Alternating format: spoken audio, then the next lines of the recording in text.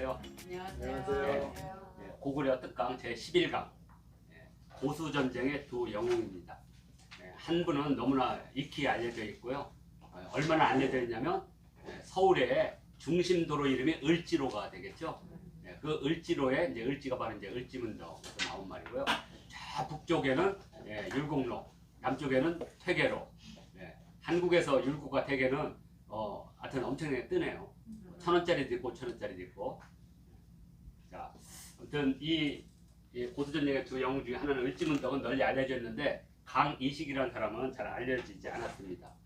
강이식 장군은 우리가 단재 선생님께 단재 신조 선생님께서 뭐 대동운해라든지 서곽잡록이라는 책을 인용했어요. 근데 안타깝게도 서곽잡록은 현존하지 않습니다. 자, 그래서 거기에 이제 강이식이란 말이 나오고요. 진주강씨 족보에 강이식이 나옵니다. 그러니까 강이식과 을지문덕은 밀접한 관계를 맺고 있습니다. 그래서 오늘은 그 두 영웅의 이야기를 국제정세와 함께 풀겠습니다. 이제 우리가 6세기 후반, 그러니까 570년, 80년 경에 큰 변화가 옵니다. 이게 그 변화 중에 하나가 여기는 이제 돌궐이 들어왔다 그랬죠. 근데 돌궐은 이미 고구려와 동맹을 맺었다 그랬죠. 그리고 고구려와 백제가 동맹을 맺었고, 그리고 여기 신라가 있고, 신라는 이제 가야를 점령한 상태죠. 그래서 신라는 이제 이쪽으로 가겠죠. 자, 그런데 이때는 아직 중국이 통일되지 않은 상태였거든요. 자, 이 중국이 이제 막 통일하는 이제 시점, 그게 이제 581년인데 이렇게 중국이 이제 남북조 시대라 그래서 이 지역에 있던 부귀가 있었고, 여기는 이제 남조가 있었죠. 송, 제, 양, 진에서 이렇게 하면 여기 남경을 중심으로 수도를 삼은 6개 왕조가 있습니다. 그래서 오나라, 그다음에 동진, 그다음에 송제, 양진. 그래서 이 6개 나라의 문화를 육조 문화라고 해서 가장 중국적인 문화입니다. 이렇게 돼 있고요. 자, 이 부귀가 나중에 이렇게 갈랐습니다. 여기가 동위고, 여기가 서위로 분열이 되는 거죠. 자, 동위와 서위로 분열된 상태에서 서위 지역에서 일어난 나라가 북제입니다. 왜 북제냐면 이쪽 땅이 옛날에 제나라 땅이었으니까 북제라고 불렀고요. 이 서위를 누르고 여기서 다시 왕권을 잡은 사람들은 여기가 옛날에 주나라 땅이었으니까 북주라고 하는데, 이 북주가 이 북제를 이제 통합을 하죠. 통합을 하고 이 북주의 장수였던 양견이 수공이 되거든요. 수나라인데 수공에서 수왕이 되고, 그리고 나라를 세우게 되죠. 그래서 수나라가 되는 거죠. 그래서 이제 이 서위 북주를 누르고 서위인데, 이 북주가 그때 무지 강성했거든요. 돌궐도 막아내고, 이 북주가 고구려를 쳐들어온 거죠. 이때 온달이 이름을 떨치게 되는 그 전투죠. 이게 그 유명한. 자, 그런데 이제 여기서 이제 이 북주의 장군이었던 양견이 수나라를 세우게 됩니다. 그래서 이것을 수문제라고 부르는데, 우리는 이제 수양제라는 이름 때문에 수문제라는 사람에 대해서 많이 가려져 있어요. 그런데 수문제는 비록 수나라는 581년에 세워져서 589년에 청나라 통일한 후에 618년에 망하죠. 그러니까 나라를 말하면 40년이 안 되는 거죠. 그래서 당나라는 많이 알려졌잖아요. 중국 하면 이제 당. 그러니까 예를 들어서 진나라가 15년 만에 한나라가 됐죠. 근데 그 한나라의 모든 문물은 사실 진나라가 싸는 거잖아요. 도량으로 통일하고 모든 제도를 표준했기 때문에. 마찬가지로 이제 이민족이 와서 중국의 모든 지역을 반중국화, 비중국화를 한 거죠. 그러니까 이것을 제도하는 사람이 누구냐? 바로 수문제예요. 수문제가 뭐 세금 문제부터 해서 특히 이제 과거제도 수문제가 만든 겁니다. 그러니까 동아시아 1000년의 역사를 지배하는 과거제도 수문제가. 근데 수문제에게는 띠릿띠릿한 아들이 하나가 있죠. 큰아들 양용. 그다음에 눈이 부리부리하고 야심이 컸던 양광이 있었고, 그리고 띨띨한 양양이 있었죠. 셋째가. 그래서 이 양광이 둘째라는 게 이제 문제가 발생하는 거죠. 나중에 이제 이 수나라 이 양광이 이제 왕을 아버지를 사실은 살해했죠. 그리고 나서 이제 나라를 두 번째 왕이 되죠. 이거 수양제라고 합니다. 그래서 양이라는 거 뭐냐면요, 포악한 사람한테 붙이는 시호죠. 양자가. 수양제입니다. 나라가 망했으니까.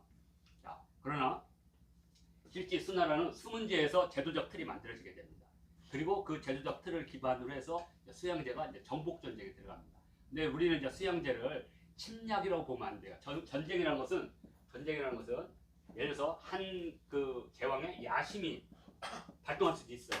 그러나 그게 아니고 전쟁이라는 것은 어떤 목적이 반드시 있어야 돼요. 목적. 그러니까 내부적인 모순을 해결하는 방식도 있고 또는 외부 전쟁을 통해서 국내의 경제를 보강하고 살릴 수 있는 방법들. 왜? 지배 지역을 넓힘으로써 생산력을 높일 수가 있잖아요. 조공도 받칠 수 있고. 그러니까 전쟁의 목적이 많은데 우리는 오로지 수양제는 그냥 개인적 야심이라고. 그건 마치 풍신수길의 개인적 야심처럼. 그러면 전쟁의 전체를 못 보는 거죠. 그래서 어떤 이제 동아시아 국제 정세의 첫 번째로는 뭐냐? 수나라의 통일이라는 거죠. 엄청난 변화죠. 수나라의 통일입니다. 자, 이제 수나라는 이제 천하를 통일하니까 이제 제일 걱정거리가 뭐냐? 자, 수나라가 통일에 따라서 전체가 통일되는 게 아니고 이제 중앙에 수나라 정권이 들어오면 지방에는 아직도 반란이 많잖아요. 그러면 그 반란 세력을 진압하기 위해서 신경 쓰면 후방에 있는 돌궐이 들어오잖아요. 그래서 돌궐한테 공을 많이 들입니다.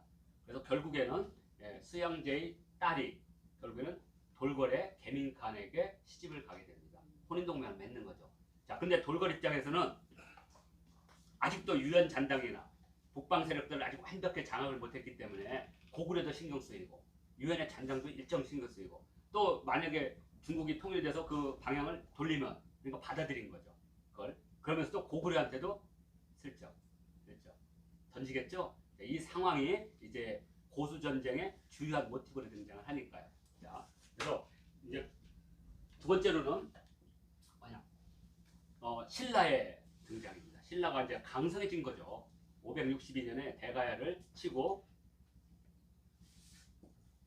600년 무왕이 등장하까지 백제는 계속 밀리는 거예요. 성왕 이후에 창왕, 뭐 이렇게 법왕, 해왕 그렇게 크게 위협을 떨친 왕이 없어요. 그리고 나서 600년에 이제 무왕이 등장합니다. 그러면 무왕의 등장은 뭐가 가능했느냐? 이것도 똑같아요. 사비를 중심으로 했던 귀족들, 그러니까 공주를 천도해서 사비까지 천도했을 때 거기서 형성된 거 있죠. 그러면 그때 소위받은 세력들이 서울에서 쫓겨가는 세력들, 이 사람들은 엄청나게 천대를 받죠. 나라를 망하게 했으니까 거의. 자, 그 다음에 또 하나는 마한 지역에 있는 호남 지역에 있는 세력들도 배제했겠죠. 그래서 서울 지역에 있는 세력과 호남 지역에 있는 세력이 연대를 해서 옹립한 사람이 무왕이 아닐까 이렇게 봅니다. 그리고 그 무왕의 세력을 뒷받침했던 세력들, 그 세력들이 바로 사시 집안들이죠. 사택이라고 시작합니다. 오늘날 부안입니다. 부안. 사택. 그 사택이라는 거 뭐냐면 사택이라는 건 아마 성씨가 아닐 거예요. 사씨들이 지배한 지역. 우리가 공주에서 시집 오시면 공주댁이라고 부르거든요. 양평댁. 이런 것은 양평 사람이라는 뜻이죠. 그러니까 사택은 사씨 집안 정도. 바로 무왕의 부인이 사택 덕적의 딸이잖아요. 물론 이제 설화와 삼국유사에는 천하공주지만 그러나 우리 이륵사 서탑에서는 분명히 사택 덕적의 딸이라고 됐고 또 사택 덕적과 뜻을 같이 한 사람이 사택지적. 그래서 사택지적비가 있잖아요. 박물관에 가면. 그러니까 이 사씨 집안의 뿌리는 사실 백제 8대성 중에 하나의 사씨부터 옵니다. 이 사씨는 동성왕 때 이미 기록에 나와요. 무령왕이나 동성왕 때 사범명이라는 이름으로 위대한 장군이죠. 그러니까 이때 이제 이 사씨들이 성장을 했는데 안 써주는 거죠.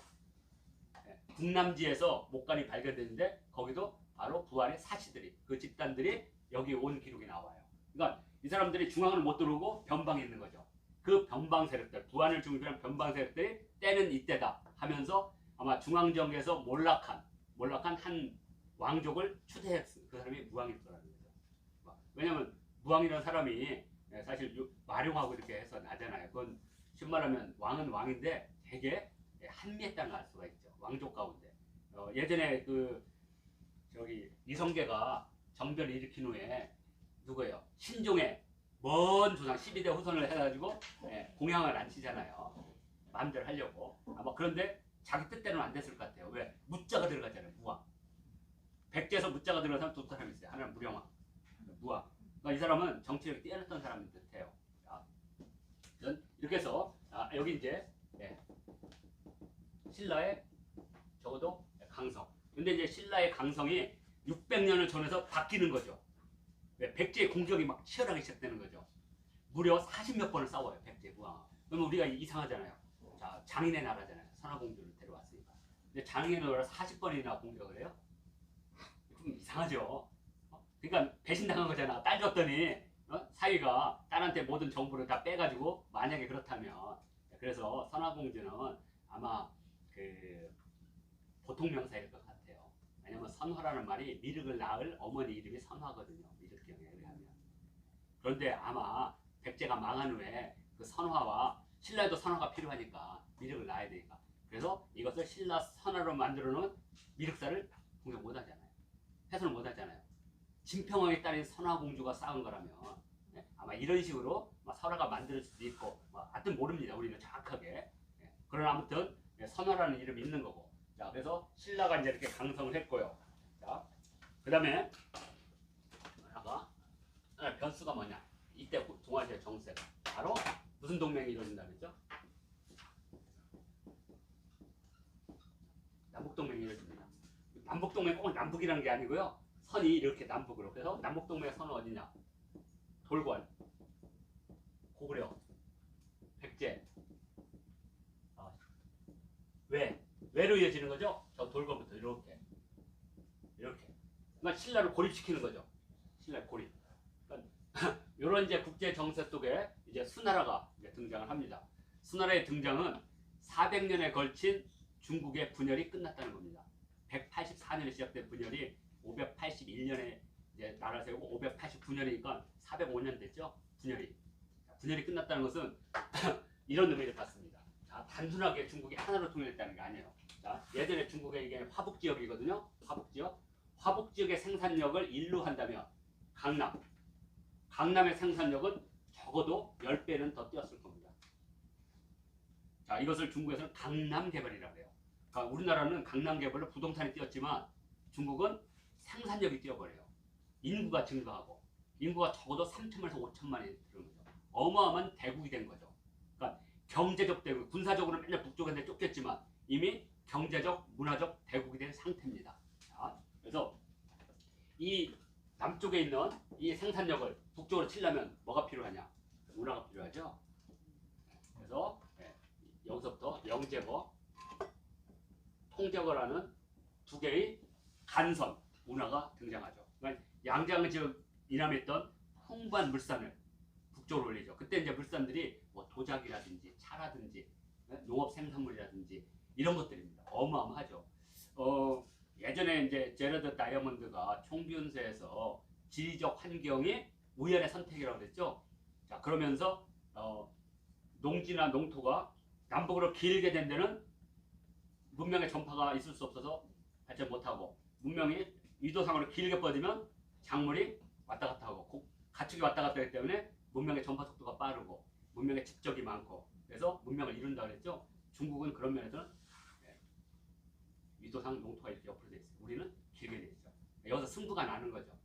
그러니까 농업적 생산력을 이기는 방법은 자본주의나 교육밖에 없어요. 특산물을 가지고 쌀 10가마를 도자기 하나로 이렇게 바꾸면 되죠. 그러면 교육에 갖는 이득이 큰 거죠. 근데 우리 조선은 교육을 거부했잖아요. 농업 생산력을 더럽게 찍으면서도.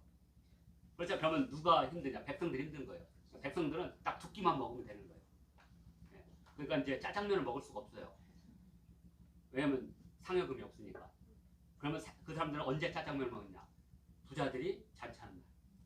그날이면 못 먹는 거예요.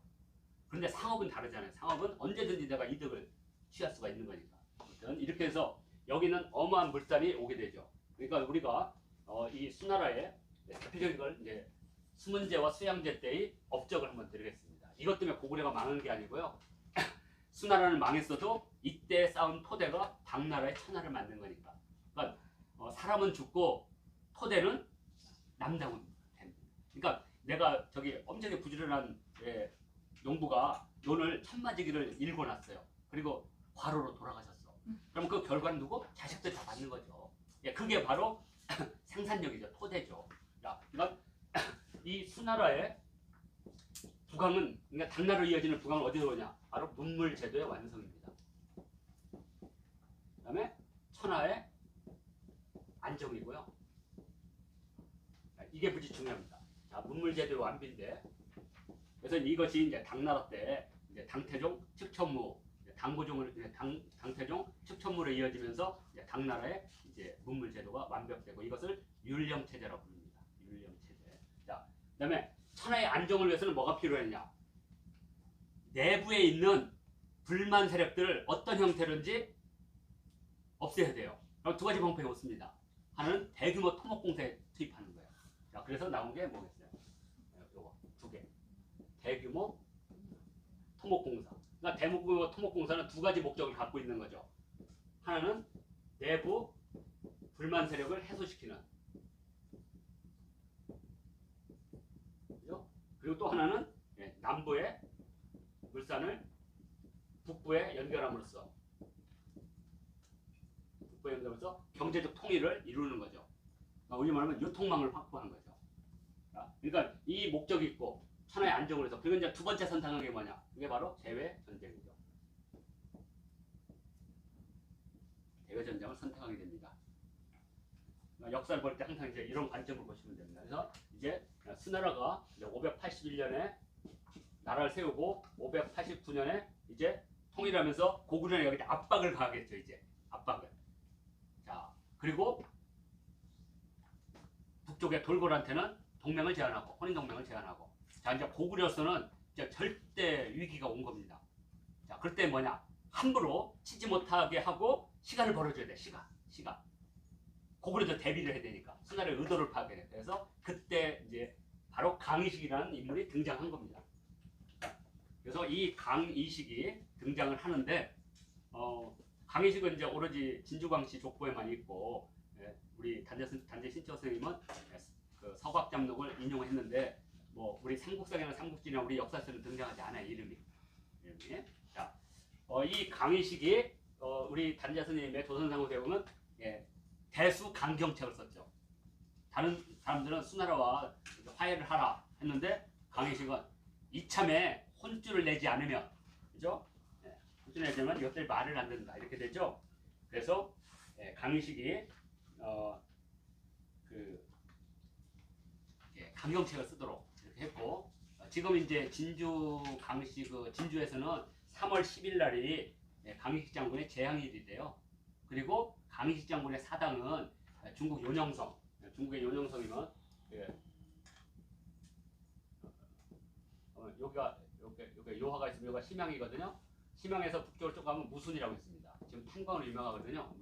무순에는 고리산성이 있는데 이 무순을 지나면 그 집안으로 가는 중간에 신빈, 바로 만주가 일어난 흥경이 있고 여기서 바로 가면 국내성이거든요. 그러니까 요 무순은 그 유명한 사르우 전투가 일어났던 곳입니다. 1619년 중국의 만주족과 중국의 명나라가 운명을 걸고 동아시아 운명을 걸고 싸웠던 이때 우리나라에서는 한 사람이 출전을 하죠. 광해가. 그래서 그때 때를 보고 판단을 하잖아요. 강홍립. 그 전투. 여기 있던 게 바로 여기 무슨 여기에 고려촌이라고 있었거든요. 고려향이라는 거기에 사당이 있었는데 아마 나중에 문화대혁명 때 다 파괴한 걸로 알려져 있습니다. 고려영자촌. 무슨의 고려영자촌. 고려영자촌이니까 고려에 군사기지가 있었다는 것만 알 수가 있죠. 하여튼 그렇게 기록이 되어 있습니다. 하여튼 강의식은 그러면 우리가 어떻게 해야 되냐? 그러면 선제 공격을 하자. 그래서 598년에 말갈군대 1만을 끌고 그리고 어디로 가냐? 바로 여기를 친 거죠. 이뮤관을.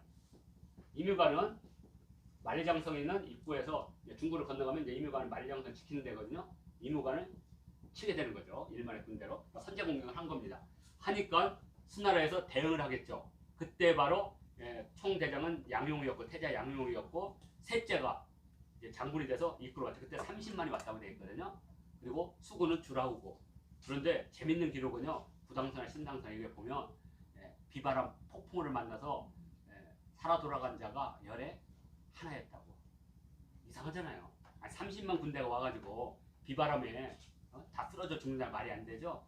전쟁에 진 건데 이것을 덮은 거죠. 그래서 598년은 고구려한테 엄청난 자신감을 준 거죠. 그래서 598년부터 드디어 동아시아에서 운명을 건 전쟁이 100년에 걸쳐서 이루어지게 됩니다. 그래서 그것을 저는 동아시아 100년 전쟁이라고 이름을 지은 겁니다. 그래서 발해가 등장하는 698년 이때까지 동아시아 운명을 건 10여 차례의 대규모 전쟁이 있습니다. 적어도 수십만이 동원을 해요. 근데 이것을 아직까지는 드라마나 이런 데서 많이 다루질 않았습니다. 그리고 많이 알려지지도 않았고. 그래서 598년 이뮤관 전투는 강의식이라는 인물에 의해서 했고, 수나라를 막을 수 있는 시간, 방비를 할 수 있는 충분한 시간을 벌어주게 됩니다. 자, 그러니까 수나라는 지금 다급했어요. 그래서 바로 607년에 수양제는 자기 딸을 시집보낸 돌고래 게민칸의 막사에 가게 됩니다. 황제가 직접 간다는 거 쉽지 않습니다. 중국의 역대 왕제 중에 외국을 나간 예가 없어요. 자, 수양제는 이제 돌고래로 갑니다. 돌고래로 가. 게민칸의 막사에 도착했겠죠? 이렇게 돌고래 게민칸이 있었는데 막사에 딱 등장을 했는데 여기 개민이 있죠. 근데 게민칸은 장인이잖아, 장인. 근데 장인이 딱 옆에 이것도 겁대가리 없이 장인한테 여기에 바로 고구려 사신이 왔다는 거죠. 고구려 사신. 바로 영영왕이 이때 영영이 바뀌었거든요. 영양가 높게 고구려 사신을 파견했는데 게민칸이 의도적으로 여러 수양제 앞에 고구려 사신을 옆에 세운 거예요. 이것은 뭐냐? 격을 갖게 한 거잖아요. 황제가 막 훌땅 엄청 났겠죠. 어디 감히 이런 사위놈이 어디 있다. 그리고 그 기록에 보면 뭐라 했냐면요. 고구려 사신이 인사를 하지 않고 두 눈을 부릅뜨고 똑바로 쳐다보았다 이렇게 돼 있어요. 아니 생각해보세요. 함경도나 평안도 기질이 있잖아. 저런 오랑캐 같은 새끼 하면서 막 이렇게 뻣뻣했던 것 같아.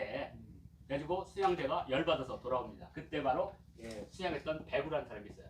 이 사람은 그 수문제부터 이 사람은 무려 4개의 왕을 모신 사람이에요. 수문제도 모시고요. 수양제도 살아남고 그 다음에 당고조도 살아남고 그 다음에 당태종에 또 4대에 걸쳐서 산 우리 근대 현대사의 허주라고 김윤환이라고 자기는 빈배라서 킹메이커만 하겠다고 했죠. 배구가 그런 사람이에요. 우리나라 삼국사기에 보면 배구전이라고 있습니다. 뭘 인용할 때 항상 구당서 배구전 이렇게 인용을 해요. 그 배구입니다. 근데 배구가 역사에 엄청나게 밝아요. 그리고 수양제가 부들부들 떨으니까 배구가 이렇게 말을 해요. 고구려의 평양은 옛날 기자의 땅으로 우리 땅입니다. 아니 일단 그렇게 얘기해요. 왜냐면 이제 그들은 기자를 중국으로 보니까. 근데 저놈들이 그 공을 잊지 않고 야금야금 우리 땅을 가위질한다는 거예요. 그래서 요참에 확실히 혼을 내자. 그리고 나서 뭘 제안하냐면 벌고려조를 쓰게 합니다. 벌고려조. 고려를 정벌하는 조서를 내리는 거죠. 10가지를 내립니다. 10가지를. 근데 10가지 중에 5가지는 이런 거예요. 고구려는 싸가지 없다. 뭐 없다. 이게 겁대로 없다. 이렇게 5개. 그리고 이제 6번째는 뭐냐. 고구려의 백성들은 굶주린다. 고구려의 백성들은 원망이 많다. 막 이런 거예요. 아니 남의 나라 걱정을 왜 지가 해. 앞쪽은 싸가지가 없고 뒤쪽은 못 먹고 굶주려서 백성들이 지금 내가 구해줘야 되겠다는 거예요. 한마디로. 이 607년 이 사건은 무지 중요한 의미가 있습니다. 그때 바로 고려에서는 돌궐과 연대를 했지만 또 한 대를 연대합니다. 그게 어디냐? 돌궐보다도 더 서쪽에 있는 설현타에도 사신을 보냈어요. 설현타는 오늘날 동항이나 이쪽에 있던 대략입니다. 자, 그래서 실제 당태종이 쳐들어올 때 설현타가 중국의 당나라의 장안을 공격했어요. 그래서 당태종이 안시성에서 회군하는 이유 중에 하나입니다. 고구려의 동맹이 성공한 거죠. 근데 이거는 어디에 증명이 되냐?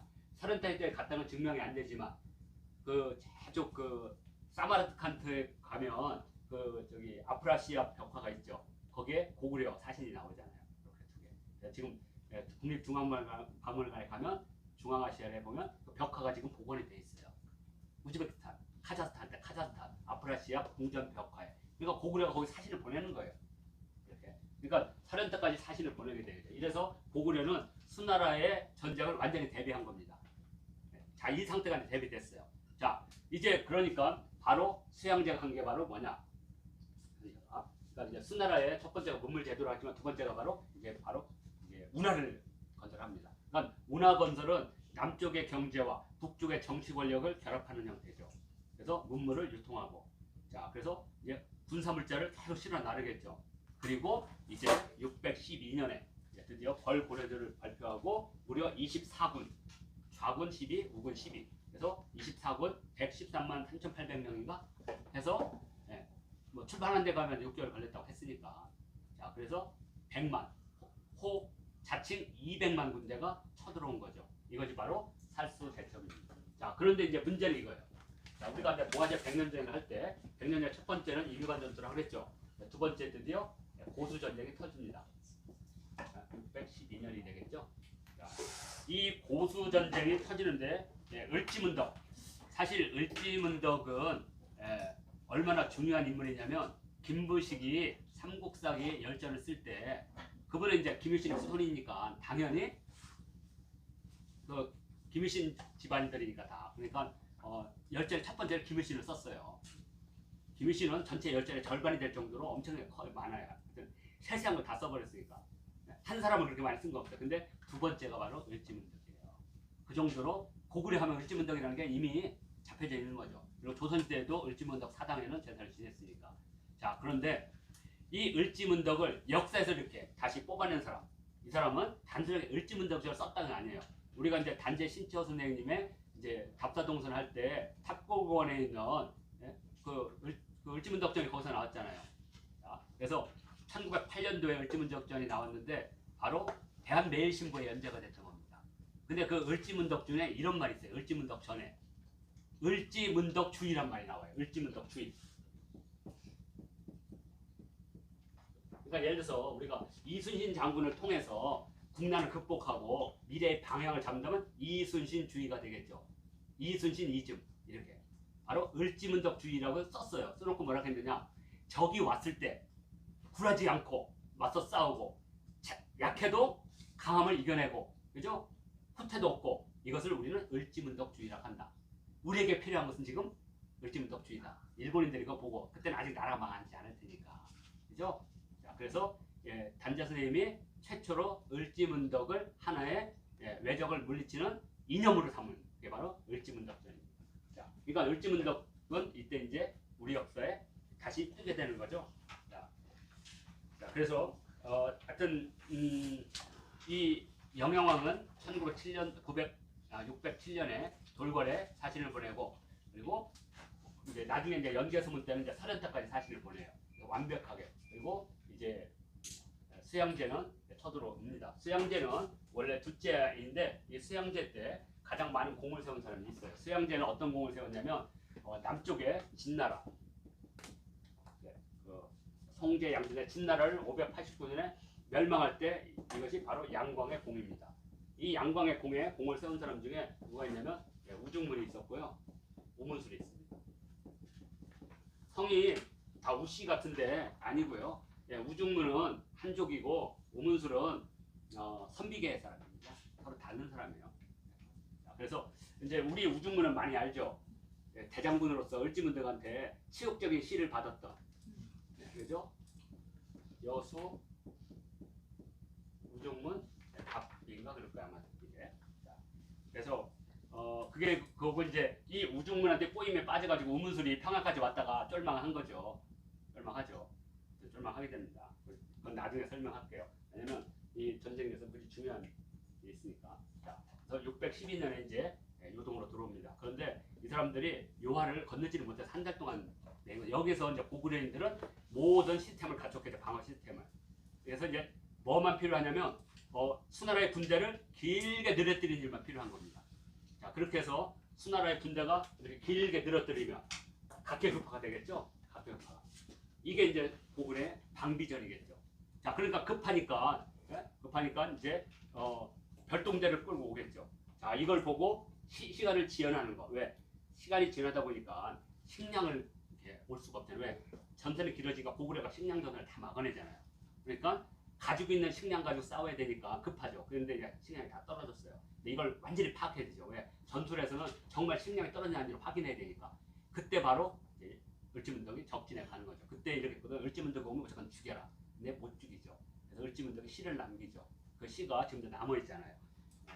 동문선에 가면 있거든요. 동문선에 시가 있습니다. 여수장 우중문 시그네. 여수장 우중문 시. 여수장 우중문 시.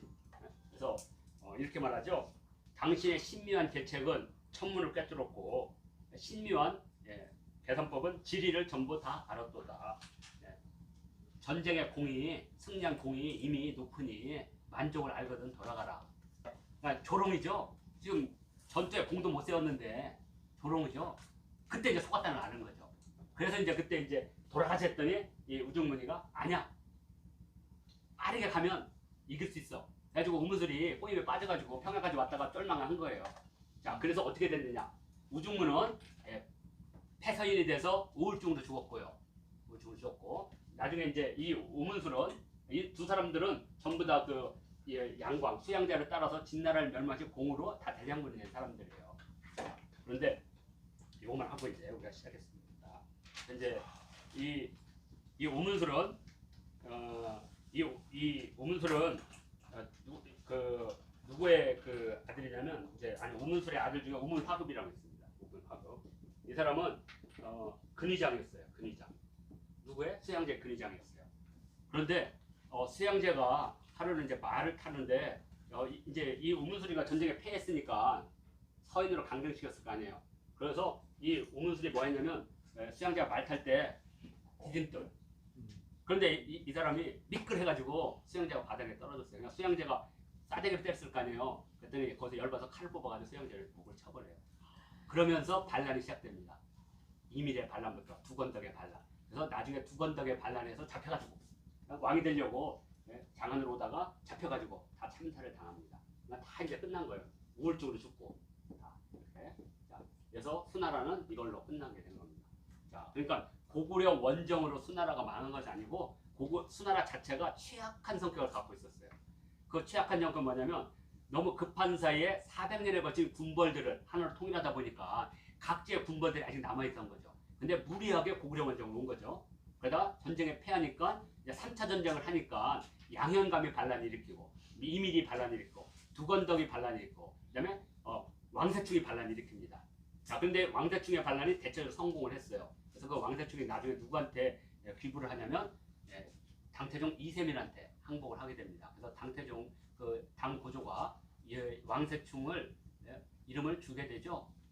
그래서 그 사람이 바로 이제 나중에 이세적이 됩니다. 평양을 멸망시키는. 하여튼 그렇게 해서 이제 수나라의 역사가 끝나고 이제 당나라의 역사가 시작됩니다. 자, 오늘 얘기는 이 살수대첩을 통해서 고구려는 그러면 어떤 영광을 얻었느냐? 아니죠. 전쟁에 이겼다가 영광이 아닙니다. 처절하게 고구려도 피해를 입은 겁니다. 그러니까 그 다음에 당나라가 들어올 때 여기서 두 가지 문제가 생기는 거예요. 당나라와 강경책을 쓸 것이냐 아니면 당나라와 화친책을 쓸 것이냐. 이 문제가 이제 연개소문이라는 사람의 등장으로 다시 제2막이 펼쳐지게 됩니다. 그래서 제11강 고수전쟁의 두 영웅